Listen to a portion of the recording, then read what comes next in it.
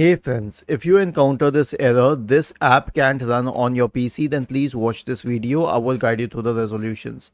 Now see, here's the thing. A lot of other websites and channels have given a hell lot of solutions, but you do not need to go through all of that.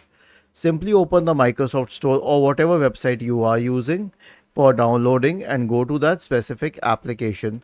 Now scroll down to the system requirements section and notice whether or not you get this green tick here. If you do not, then your system does not meet the requirements. So either you can meet the requirements by adding the much needed hardware, or you can install some other application. But if you have a green tick here, then here's what you have to do.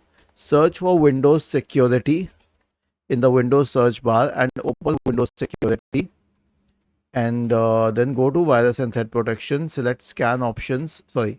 Go to Virus and Threat Protection, go to Manage Settings, turn off Real-Time Protection. Okay, download and install the application and then re-enable this, but only and only if you trust that application.